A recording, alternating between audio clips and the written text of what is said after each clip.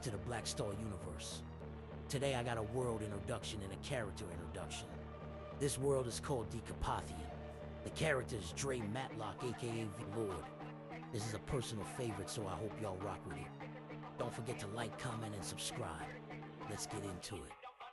The Decapotheon is a biotech world, a living semi-organic planet where technology and biology are fused over millennia. All inhabitants are born with access to the same 10 powers, but their effectiveness depends entirely on individual training, focus, emotion, and experience. This universal power system creates a world obsessed with mastery, ranking, and competition. Everyone has the same potential, but only a few rise to prominence. The 10 powers universal, Bavarian, and mastery. 1. Super strength and enhanced speed. Foundational physical power. 2. Energy projection, healing, telekinesis, ranged offense and mental force. 3. Sensory expansion, aura, vision, precognition, and energy sense. 4. Molecular combustion and emotion manipulation, matter ignition and emotional influence. 5. Environmental adaptation, survive any condition, deep sea, vacuum, etc. 6. Magnetism, control of metals and magnetic forces. 7. Telepathy and healing others, mental linking and medical aid. 8. Enhanced intellect and sound manipulation, genius cognition and sonic offense control. Energy absorption, drain energy from attacks and store it. 10. Rapid self-healing and immunity, regenerative body and resistance. Despite being born with all powers, individuals must train to unlock and refine them. Training methods include formal academies, structured institutions with tiered power levels, mentorships, one-on-one guidance by masters, trial by combat, real duels to push limits under stress, spiritual discipline, meditation, emotional mastery, and internal harmony. Social hierarchy in the Decapotheon is built around public displays of mastery. Rank and reputation are earned through the Ascension Trials, annual elite competitions of power, open arenas, constant accessible duels for status, faction gauntlets, internal faction tournaments, mastery festivals, celebratory showcases of skill, honor duels, personal challenges over land, respect, or pride. Elite guilds only admit those who've mastered 7+ powers. Dueling politics are cutthroat, with sabotage and rivalry common. Power envy runs deep, with social status hinging on perceived skill. Faction conflict is rooted in ancient grudges, betrayals, and ideological divides dating back to the origin of the 10 powers. These centuries-old hostilities fuel ongoing tension across regions, academies, and bloodlines.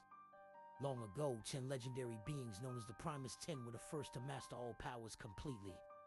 Their knowledge and power shaped civilization until they vanished in a cataclysm known as the Severance, a world-shaking war among themselves. Their rumored return now threatens to shatter the balance, rekindle old faction wars, and rewrite the future of the planet. In the relentless chaos of the open arenas where fights break out as often as the sun rises, Dre Matlock was born with the same gift as everyone else in the Decapotheon, access to the 10 universal powers. But for those in the arenas, power alone meant nothing. Only mastery separated the living from the dead. Dre grew up watching people brawl in the dust-choked rings of the district, where rules were suggestions and survival was the only currency. The arenas raised him. Not gently, not kindly, but thoroughly. When Dre was just a child, his life was shattered. A brutal faction conflict erupted in his sector. A long-standing grudge between two rival ideologies boiled over into a full-scale massacre. Streets became battlegrounds. Plasma and fire tore through homes. Entire families vanished in the chaos. Then came the collapse.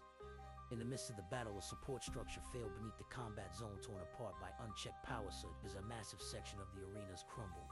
Dre and his younger sister Tessa were trapped beneath debris as concrete and metal rained down. He could hear screams, then silence. Friends, neighbors, and his own parents were buried or killed. The tragedy was dismissed as collateral damage, but Dre never forgot. It was there, covered in dust and blood, holding Tessa's trembling hand under cracked stone, that Dre made a vow. This world may not protect the innocent, but I will.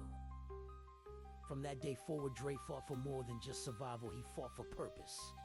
He spent his teens in the trial arenas, brutal underground pits where the weak were crushed and the strong rose.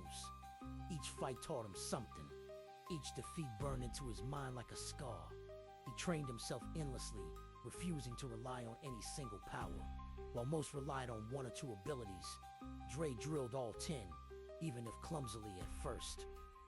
He combined raw experience with pure focus, slowly learning to link powers in unique ways, burning through walls with molecular combustion, healing mid-fight while launching telekinetic strikes, absorbing an enemy's blow to power his own counter. Fame came gradually. During one particularly brutal bout, Dre caught the attention of Master Kellen, a retired Ascension Trials champion watching anonymously from the stands. Kellen saw potential not just strength, but a rare inner stillness Dre showed even in the heat of battle. Kellen approached Dre afterward, not with promises, but with challenges. He offered training, structure, and something Dre had never truly known: guidance. With Kellen, Dre learned the art of restraint, strategy, and clarity. He studied energy flow, sensory expansion, and spiritual balance. Meditation became as important as muscle. Pain was refined into discipline. Years later, Dre was recruited by Leora Vin, leader of one of the most respected but rigid factions. She tested his loyalty, ambition, and philosophy. Dre passed but with conditions. He made it clear he would never harm innocents, never strike from the shadows, and never back down from a personal duel. He rose quickly within the guild, mastering 7 powers. Enough to be accepted into the ranks of the elite guilds, but he remained on the fringes, respected but never quite belonging. He refused to fully play into faction politics, avoiding sabotage or manipulation. His reputation became paradoxical: a warrior with honor in a world of shadowed ambition. Dre's battle shaped his legend. He clashed repeatedly with Jock's Ironclad Reyes, a brutal arena-born rival who represented everything Dre might have become without restraint. They fought to deadlock multiple times, each battle broadcasted, bet on, and debated endlessly across the Decapotheon. He also faced internal crises, once forced to choose between defending his guild's interests or protecting civilians during a rogue operation. He chose the people. It nearly cost him everything, but it earned him something more valuable than status: respect from the public. His Ascension Trials appearance was a turning point. Facing multiple elite opponents in succession, Dre didn't just win, he adapted faster, fought smarter, and protected others even in the heat of combat. It wasn't his victory that defined him, it was the way he achieved it. Dre's most recent mission changed everything.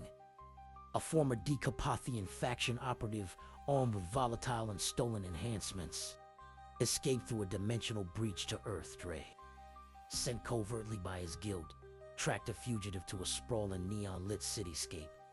The first confrontation occurred on a rain-slick rooftop, skyscrapers gleaming around them. The enemy wounded but cunning fled through a secondary portal just as Dre reached him. Without hesitation, Dre pursued.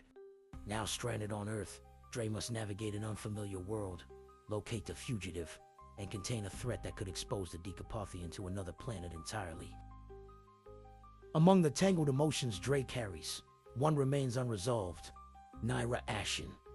Once a rival in the psychic academies, Naira challenged Dre's ideals and tactics. Brilliant, fierce, and wounded by betrayal, she walked away from her faction and now operates in secret. Their paths cross often, sometimes aligned, sometimes at odds. Their chemistry is electric, but trust is fractured. Dre wants to believe in her. Naira wants to believe in him, but the world they live in rarely allows for peace between warriors. Rumors whisper across the stars. The Primus 10 may return. The legendary beings who vanished after the catastrophic event known as the Severance. Their return could reignite old wars and threaten the fragile balance Dre fights to preserve.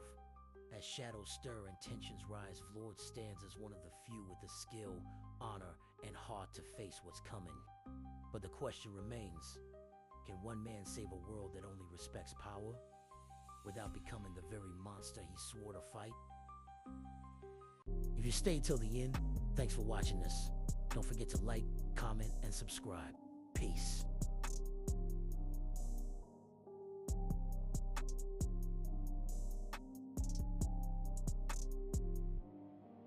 Every morning when you wake up and stare into that mirror, understand this: the one staring back is your savior, your soldier, your comeback story. That reflection, that's the one who's gonna drag you out the dirt, wipe the blood off your face, and tell you, stand up, we ain't done yet. Keep pushing, keep rising, you got this.